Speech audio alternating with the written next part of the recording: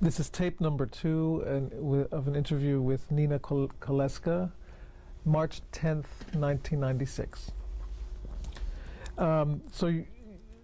Let's go to around 1941 when the Germans occupied Grodno. There were obviously restrictions imposed on Jews. Very heavy restrictions. Tell me what you remember Actually, about it began with people wearing the yellow star. The racial laws were in effect. And then we were not allowed to walk on the sidewalk. And I remember seeing some pretty awful things, like beating up people to death with a club. There was the man who was in charge of the Grodno community, Jewish community, who was, I can't remember his name, but he was an absolute tyranny. He was a tyrant. Things were very bad.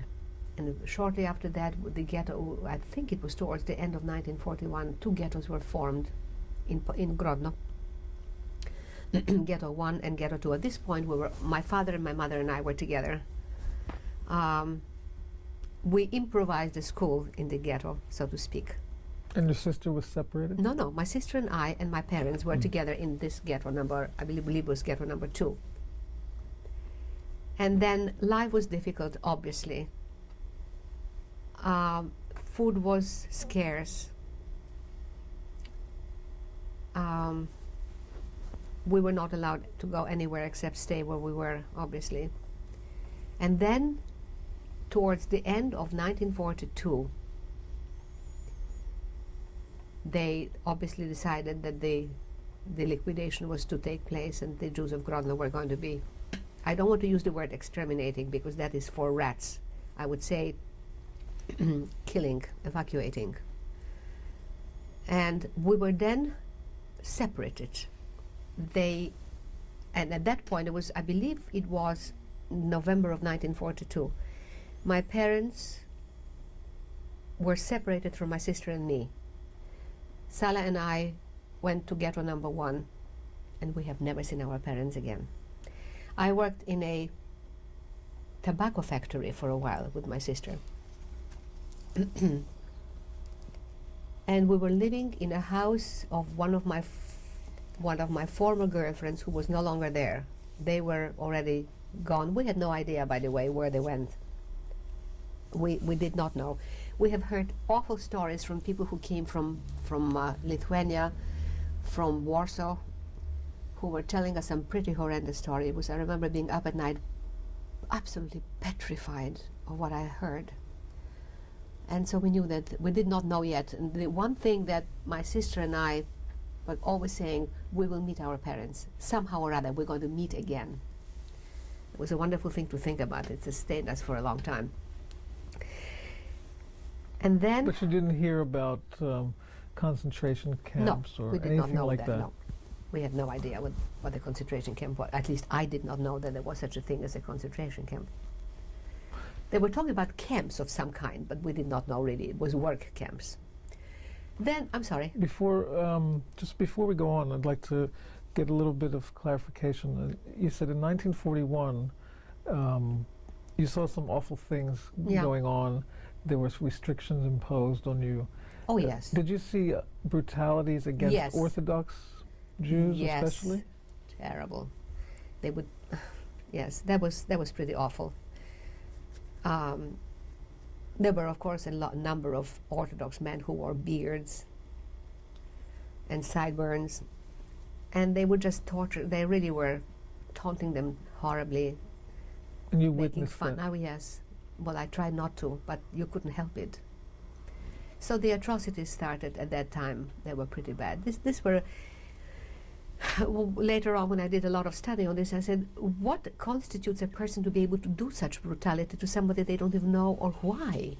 But that's precisely what was happening. It had no meaning.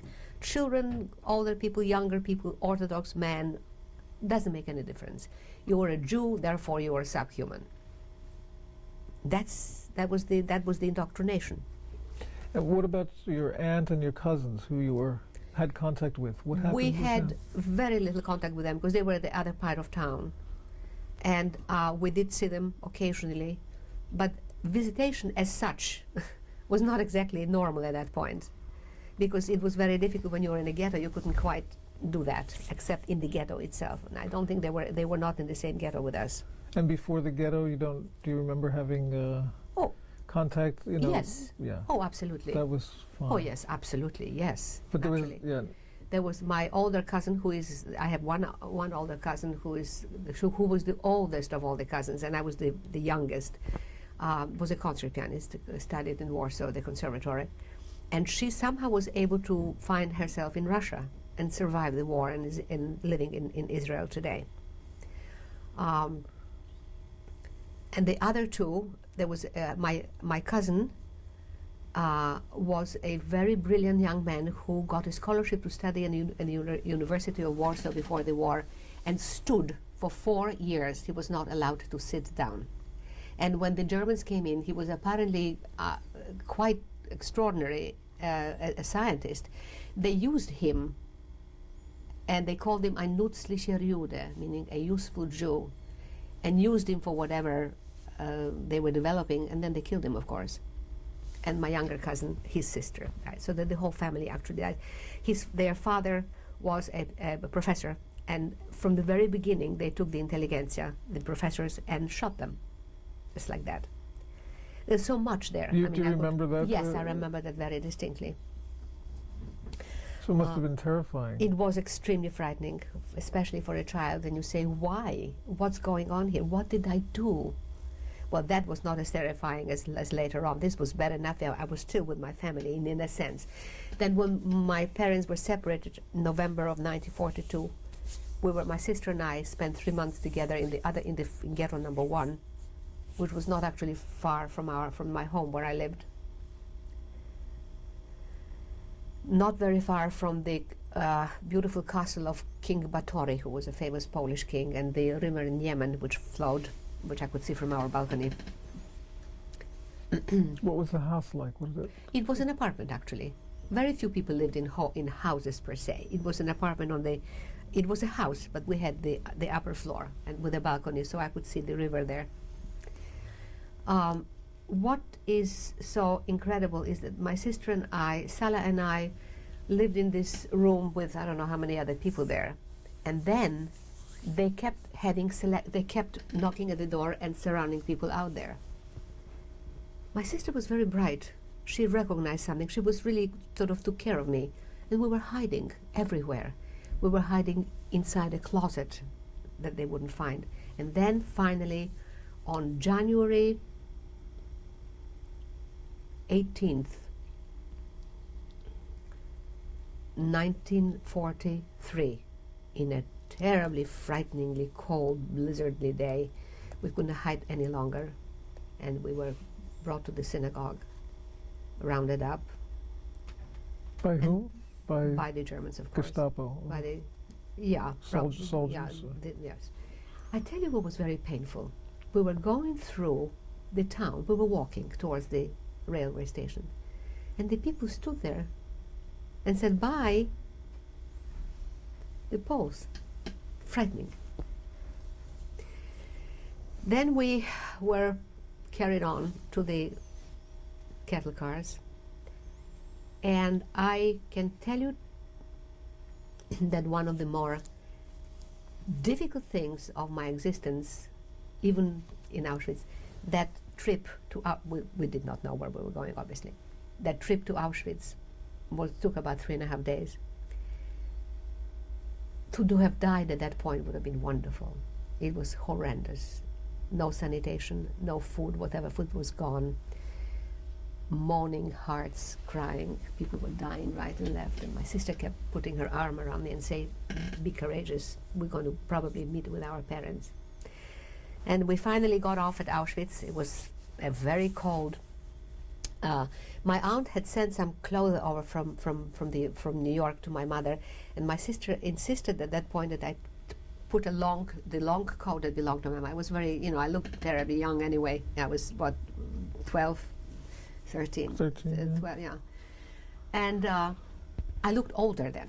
She covered me up. And when we got off when we finally did get to, we saw Oświęcim or Auschwitz, we still had no idea what it was, because you didn't go directly to the camp. It was the town. Oh, you got off in Well, the actually town. not. It was actually Birkenau. You know, when they talk about Auschwitz, Auschwitz is not. It's in the vicinity. Birkenau is really Auschwitz. That's where the camp, the compound of the camps were.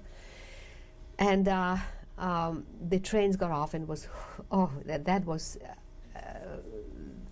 It's almost impossible to describe what was going on there. And what was happening was they were separating people. The majority of people went to one side, and a small minority went to the other. My sister noticed something. She says, don't ask any questions, just go over to the other side. They had 85 women and 120 men who were, I was told, I'm not sure that the numbers are absolutely correct, but I believe that's what it was. And my sister came, and that was it. Now, we went to camp, the others went directly to the crematorium. What was so striking to me at the very beginning was I smelled, what I was smelling was burning flesh. But who would ever think of such atrocities? It's extraordinary. And then, of course, we saw because in 1943 they were really the majority of the people who were gassed were 1993 was a terrible year, and I came in January of 1943. I believe we got there on the 24th of January, and then we saw the flames, and that was the reality, I think. And very shortly. Did you know? Yeah, well, at that point, I think something was concluded out of that. Yes, you could no longer ignore the fact that something horrible is happening here. And nobody told you anything at that. Not prior to at this. that moment. No, or when you arrived, like. Well, who could have told me? Yeah. I mean, no one. I mean, it was perfectly obvious when you saw all the Germans with their dogs and their clubs, and the way they were treating people. I mean, you were no longer a person anyway. You were just some cargo that they wanted to dispose of. And then we walked through the gates that said very clearly Arbeit macht frei, which has of course become quite known. The irony of this, the satire of the whole situation was just so amazing, how they were able to hide this brutality among as though it's a theater of the absurd. And we came to Auschwitz, and right to the place where hair was completely shaved, of course. Anything that you had on you was completely confiscated, and a number was tattooed on your left forearm. And my sister Sala knew how I was scared of doctors. And she said, you'll be all right, just stick with it. So she was with you. She was with me close the to entire you, time, right. really being the older sister. She was taking care. Absolutely with me all the time. And my number was 31386, 31,000. And in those days they did it here, so it was a very large number. And a triangle that indicated that I was, in case that was not enough, a triangle indicated that I was Jewish. This little tiny, I was very thin. I really was. I understand that that's no longer there. You had it removed. No, I had it surgically removed in London, right. Because too many people asked. It was it was grotesque. I mean, later on they did it here, which was not, But I had it from here to here, and from here to here. So my whole forearm was one great big number, and that was surgically removed.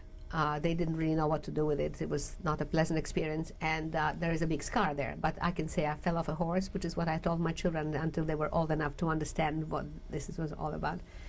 And my sister's number was 31,387. And if I understand correctly, I think I'm the only one from that transport who is alive. There was a reality that was very tough to take. So that was the. What happened after the tattooing of the number? Do you remember? We were given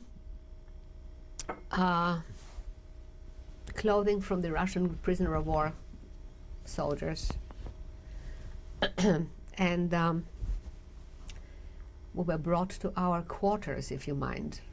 That was another awakening. I mean, the whole thing is just, it's so bizarre that it is difficult today to believe that the human mind can absorb the kind of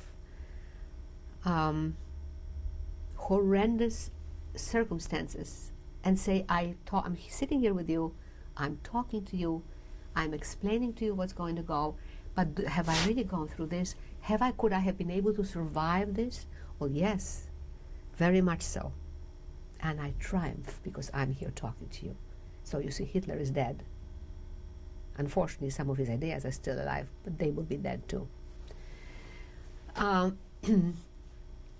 We went to a barrack, to a block, and that was pretty disgusting. That was pretty horrible, because what you saw really up front in the block were dead bodies. Nobody really even paid attention to it after a while. Just somebody died, which was all the time. Just bodies were brought up front, and then they would come and pick it up, and there was that. The selections in Auschwitz at that point were very severe. That's when Mengele came across. And one thing you might be interested in, that although I was very young, when I say young, because there were no children there, by the way. There were 5 or 6 children when I say at my age. They accepted mainly women who were 18 and over, very fit, and men up to the age of 35 or 40. So that they were not looking for children. It's my sister's doing, my code that just pushed me through. So were you ever asked your age, actually, by a German? No. Well, they didn't exactly talk to you. The selections were very. I was for some reason, and I can't explain why. My survival is so unreal that it has no. I mean, it defies all logic as to why I am the one who survived.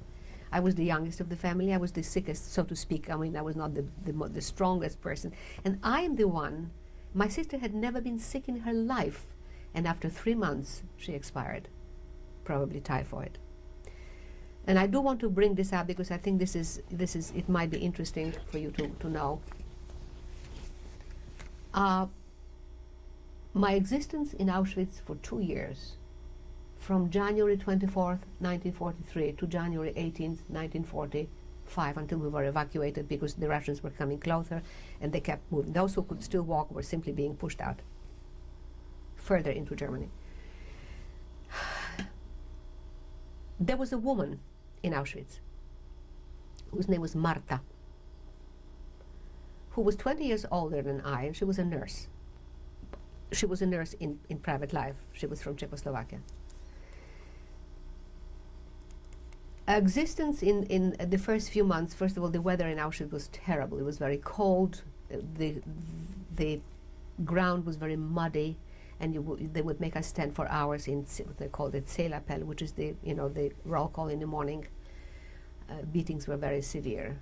And one thing that comes to mind, which is very painful for me, is my sister put her hand in the pocket, and the woman, the Aufseherin came and gave her a good smack on the back. She says, "Don't you ever put your hand in the pocket while you're standing in below degree weather, Shortly after that, my sister said, "I am not feeling well," and I said, "I don't care how you're feeling. You're going to work, because if you don't, if you remained in camp, if you did not go, they would come pick you up, and that would be the end of it." There was an awful man by the name of Tauber, who was one of the commandants, who would make you jump when you came back from a whole day's work carrying heavy stones.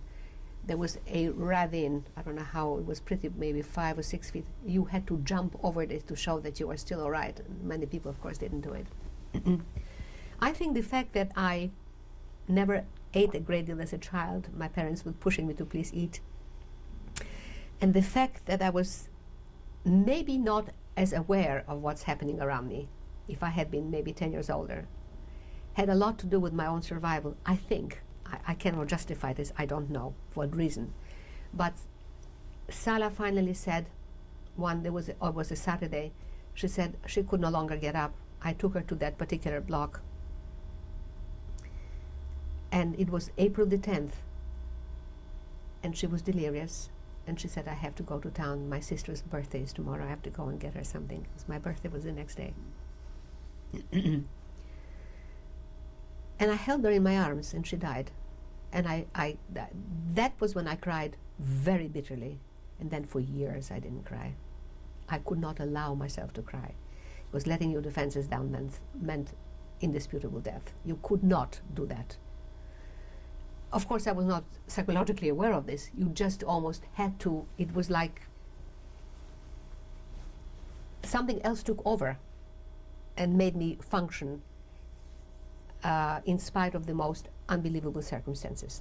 But Martha was watching this whole drama, this lady who was in that log, and she came up to me and she said in German, which I did not speak at that time, "I don't have any children, but if I had a little girl, I would like her to be like you." And she took care of me, saved my life 4 times, literally out of the crematorium, because then shortly after that I became very, very ill, and I couldn't walk. But I worked. They put me into the Christian hospital, into the Christian block. There was, there were many other people in Auschwitz, not just Jews.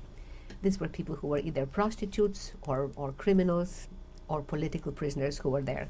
And so they took care of me. And Martha, having been a nurse, understood what to do, stole injections and fed me some glucose or whatever they were doing it. And one of the most significant things that happened was I was lying there, unable to walk, being put with 6 or 7 different dresses or whatever just to make myself look like probably like death warmed over anyway. And I remember there was a woman who was lying next to me who was I was later told who was a student of Freud, and I did not know who Freud was. And I went to sleep and I had a dream. And when I was a little girl, I had very long blonde hair. My mother would put into like a Shirley Temple curls. And I remember walking, which of course I couldn't do at that point. I was walking on a very high precipice. And I knew that if I kept walking further, I would fall down into an enormous gorge. But I kept walking anyway. And it was, the dream. I remember it until this day so clearly. I was just sort of walking in that slow motion thing. And suddenly somebody pushed me back and I woke up, and there was Martha. And what had happened was at that point, my number was taken, which meant that that evening I was going to be taken off. We lived with this. You lived with death. You'd said goodbye and you say, "I'll never see you again," or people would joke, "I'll see you on the soap board." I mean, you had a sense of humor you developed because you can. But anyway, Martha was there with tears in her eyes, and she said, "Something incredible just happened. We were able to get your number off the list." There was another German doctor. And so that was the first time. The other times were the same, more or less the same thing. She kept me alive. I had visited her in Brazil some years ago. She was badly affected by this whole experience. But I think the older you were, the more affected you became. Did she have some kind of authority or in the block? God, no. She carried dead bodies in Auschwitz. That was her job. But her training was of an operating room nurse. But there were other nurses and doctors who were able somehow to manage to go to the infirmary and get some stuff over. Mm. And so, well, I could sit here for hours telling you, which of course I'm not going to do. But there is just one thing that has not, well, bothered, I suppose is the wrong word, but I have done quite a bit of speaking regarding what has happened when people tell me, the Holocaust really didn't happen. And I look at them and I said, "You're right, it didn't. As a matter of fact, Hiroshima and Nagasaki never happened. In fact, the Second World War never happened. This was just the imagination of the English or the Jews or the Japanese." You don't argue with people like this. You don't give them a forum. The documentation is overwhelming. Do I have to sit there and explain, "Let me show you my number"? I wouldn't dignify that with an answer. So being in Auschwitz for 2 years is either made you very strong or very weak. I'd like to ask you about. You mentioned there were other prisoners besides Jews. Yes. And did you know the distinction of the different signs that they were wearing? Yes, absolutely. You knew that? Oh, yes, so they made it very clear.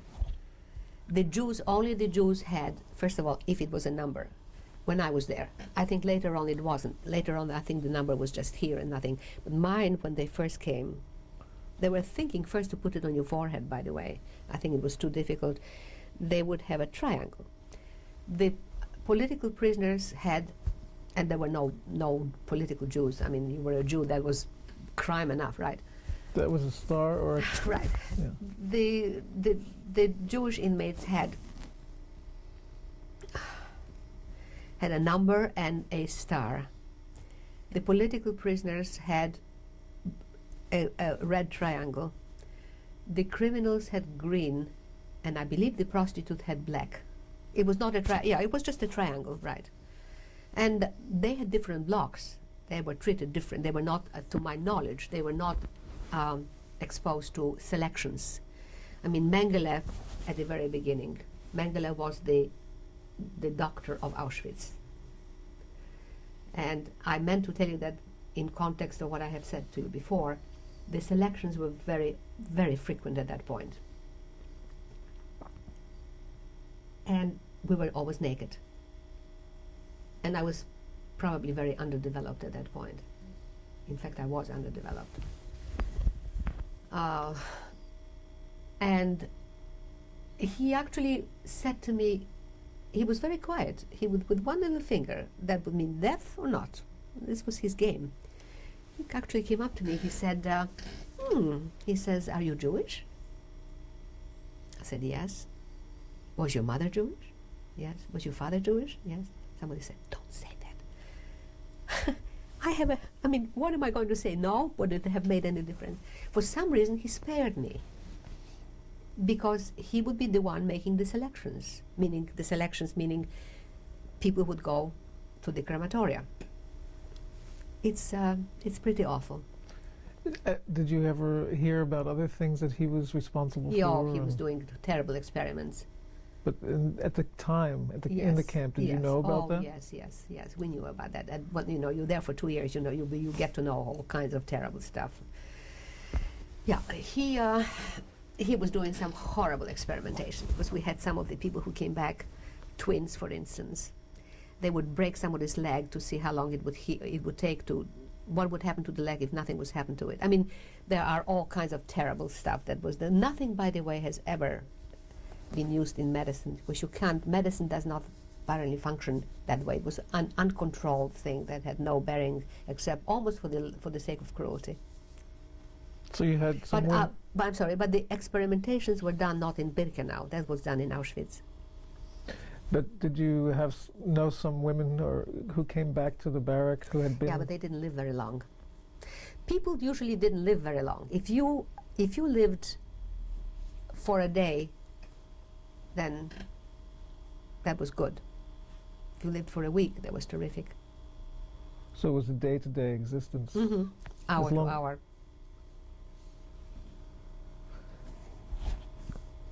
And you did say something about there was also some kind of joking amongst inmates to survive somehow. Yes. Like, I'll see you in the soap boards and that kind of thing. Humor was very important. If you took yourself too seriously, you were dead. Because at that point, the suffering was so enormous that you had to escape. Fantasy was important. Never underestimate the capacity of the human mind to regenerate itself. Because without fantasy and without dreams, even if it's outrageous, you could not make it. Unreality was very important, because reality was unacceptable.